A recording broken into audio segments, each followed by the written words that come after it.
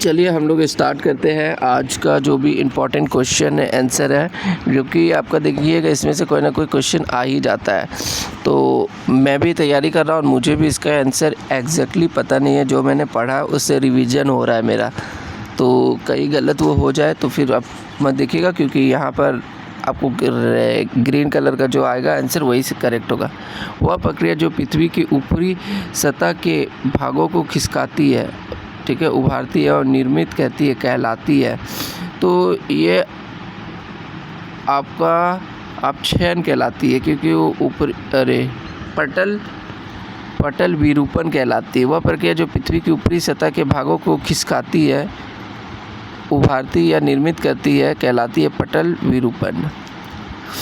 तो ये तो बहुत ही इम्पॉर्टेंट क्वेश्चन था, ये आया हुआ भी क्वेश्चन है। ऐसे ही क्वेश्चन से आपका रिवीजन करना बहुत ज़रूरी है जो एग्ज़ाम में आए। तो वह प्रक्रिया जो पृथ्वी की ऊपरी सतह के भागों को खिसकाती है, उभारती है या निर्मित करती है, वह कहलाती है पटल विरूपण। स्थल मंडल पृथ्वी के कुल क्षेत्र का लगभग कितना भाग होता है? तो एक्चुअली मैं जानता हूँ कि ये वाला क्वेश्चन पढ़ा, लेकिन इतना ध्यान से कभी नहीं पढ़ा, लेकिन अभी आ गया क्वेश्चन तो अब जान जाऊँगा।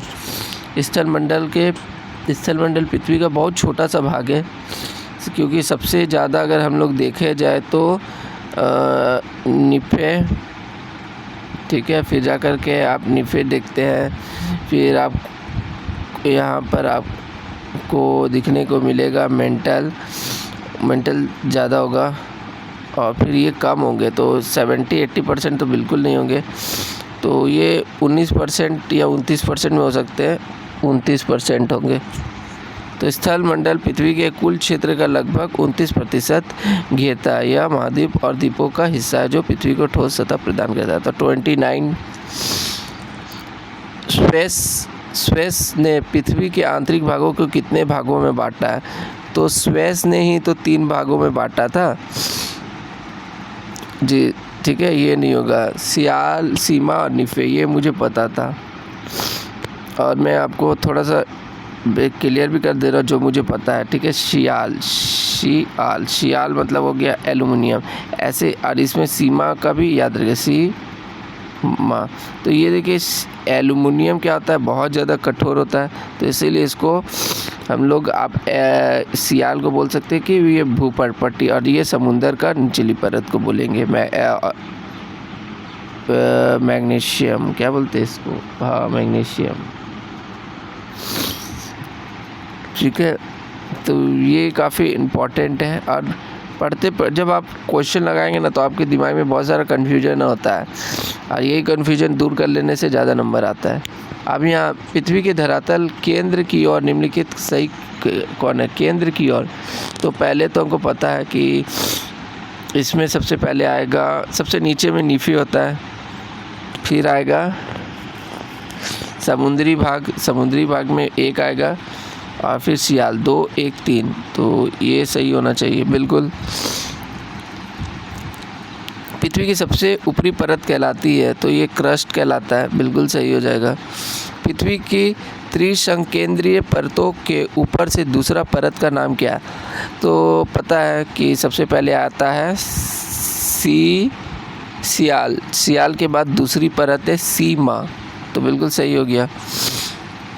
मैं भी क्या बोलूँ, मैं भी तैयारी कर रहा हूँ और मुझे भी सबका आंसर पता नहीं है, तो ऐसा नहीं है कि मैं 10 में 10 पूरा सही कर दूंगा, ऐसा बिल्कुल नहीं है। और मैं इतना चाहता भी नहीं हूँ कि 40 में मेरे 40 आ जाए, मैं 30-35 भी आ जाए तो बहुत है। पृथ्वी की सबसे भीतरी परत को क्या कहते हैं? भीतरी परत को कोर कहते हैं। पृथ्वी की भूपटपट्टी में किस तत्व की प्रधानता होती है? तो पृथ्वी की भूपटपट्टी में जो है वो आपको पता है कि सिलिका और एल्युमिनियम होता है, ठीक है। अब समुंदर वाला भी आ जाएगा। पृथ्वी के मेंटल जिसमें तत्व की प्रधानता होती है, तो ये वाला जाएगा सीमा, ठीक है, मैग्नीशियम। लास्ट क्वेश्चन है, पृथ्वी के कोर में किस तत्व की प्रधानता होती है? कोर में तो लोहा निकेल होते हैं। तो देखते हैं हम लोग कितना स्कोर किए हैं। तो बिल्कुल 10 में से 8 किए, यू आर ए स्टार। 10 में 8 करना भी अच्छी बात है। अब आते हैं हम लोग, 10 क्वेश्चन हो गया और ये नेक्स्ट। अभी हम देखते हैं यूपीएससी पास कर पाएंगे कि नहीं, क्योंकि ये यूपीएससी क्वेश्चन 2009 का है।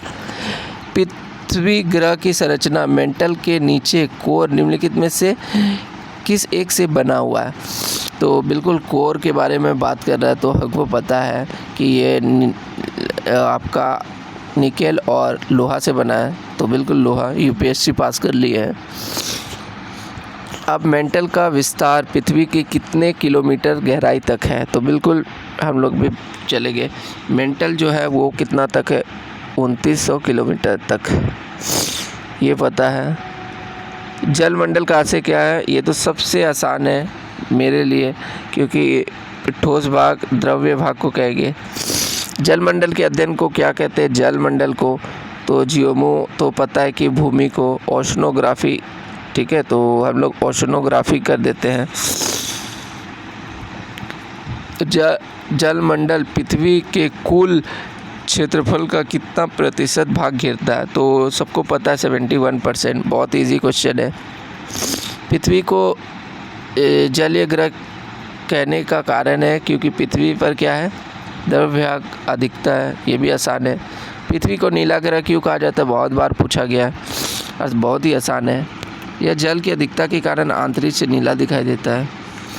पृथ्वी की सतह से नीचे पाए जाने वाले जल को क्या कहते हैं? नीचे जो होता है भूमिगत जल कहते हैं। पृथ्वी की सतह के ऊपर वायुमंडल की निचली परत के जल को किस रूप में पाया जाता है? तो पृथ्वी की सतह से ऊपर वायुमंडल की निचली परत में, तो ये तो आपको हिम चादर के रूप में, अरे ये गलत पढ़ लिया क्या? पृथ्वी की सतह के ऊपर वायुमंडल की निचली परत में, अच्छा ये जलवाष्प होगा। तो ज़्यादा अकबका करके आंसर देना भी बहुत ज़्यादा ख़राब बात है।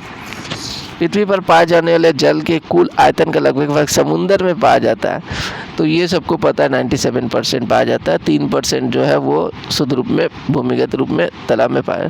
तो हम लोग 9 किए हैं, बिल्कुल सही। अब लेवल 4 में आ जाते हैं। ये इस क्वेश्चन को देखते हैं। स्वच्छ जल का सबसे बड़ा प्रत्यक्ष स्रोत क्या है? तो वर्षा का जल सबसे ज़्यादा है। ये क्वेश्चन जब देख रहे हैं आता है। स्वच्छ जल का सबसे बड़ा अप्रत्यक्ष या प्रच्छो स्रोत है। तो स्वच्छ जल का तो वर्षा का जल अभी पढ़ के गया है। अरे भूमिगत जल, स्वच्छ जल का सबसे बड़ा अप्रत्यक्ष प्रक्षोभ स्रोत है भूमिगत। भूमिगत जल सबसे बड़ा अप्रत्यक्ष जल। ये क्वेश्चन थोड़ा अजीब ही लगा। पृथ्वी पर उपलब्ध कुल जल का कितना प्रतिशत मानव का उपयोग के लायक है? तो 30% तो बिल्कुल नहीं है, 3.3%। पृथ्वी के कुल जल का केवल मानव उपयोग में, जिसे ताज़ा पानी के स्रोत नदी, यानी 0.3 बिल्कुल। पीने योग्य पानी क्या कहलाते हैं? पोर्टेबल वाटर बोलते हैं लोग। अरे पोर्टेबल वाटर और वाह क्या ही कन्फ्यूजन है। पोर्टेबल वाटर और यहाँ पोर्टेबल, मतलब हम लोग हिंदी में तो उच्चारण पोर्टेबल ही करते हैं, लेकिन सही उच्चारण हम पोर्टेबल वाटर। इतने थोड़े थोड़े के लिए भी गलत हो सकता है। जलमंडल, वायुमंडल, स्थलमंडल के बीच जल के चक्रीय वृत्त की संरचना को क्या कहते हैं? जल चक्र कहते हैं। हाइड्रोलॉजी साइकिल किस चक्र का है? तो हाइड्रोलॉजी जो है यह जल चक्र कहलाता है। जलमंडल में जल के चक्रीय का सर्व प्रमुख कारण है, तो ये क्या होगा? चांद की परिक्रमा की गति, अरे सूर्य द्वारा होने वाला विभेदीकरण, ऊष्मीकरण का। ये आसान क्वेश्चन था, ये मेरा मिस्टेक है। वायुमंडल का मतलब क्या होता है?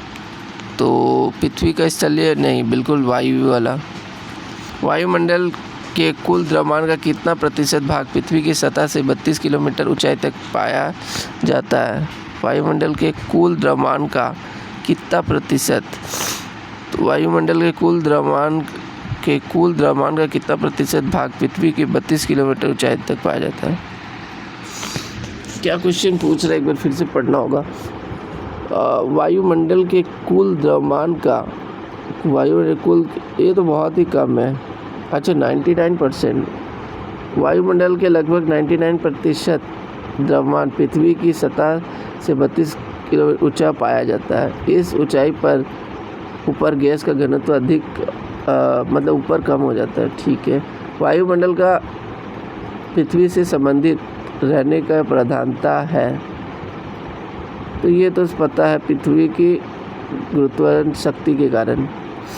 तो यह 5 बहुत ही ख़राब आया, बहुत ख़राब। चलिए अब लास्ट 10, इसमें 10 में 10 लाने का क्वेश्चन कहते हैं। वायुमंडल के अध्ययन को क्या कहते हैं? तो क्लाइमेटोलॉजी बिल्कुल सही होगा। वायुमंडल की निचली सतह के अध्ययन को क्या कहते हैं? तो ये मेट्रियोलॉजी, जो मौसम से संबंधित होगा। वायुमंडल की ऊपरी सतह का अध्ययन क्या कहलाता है? देखिए कैसा क्वेश्चन, मतलब पूरा बेसिक से लिया गया, पूरा कहीं छोड़ने वाला नहीं है। तो क्लाइमेटोलॉजी, ऊपरी सतह को मिटियोलॉजी, अरे एयरोलॉजी कहलाता है। तो ऊपरी अध्ययन को एयरोलॉजी कहलाता है। वायु एक है, ये क्वेश्चन जो है बहुत बार पूछा है, इस बार भी टेक्नीशियन में पूछा था। तो ये एक मिश्रण है, वायुमंडल में पाया जाता है। तो सब पाया जाता है, सब पाया जाता है। पृथ्वी के चारों ओर गैसों के समूह को क्या कहलाते हैं? ये वायुमंडल कहलाता है। आसान क्वेश्चन है, बीपीएससी का पूछा। हवा में किस गैस की मात्रा सबसे अधिक होती है? कौन नहीं बताएगा?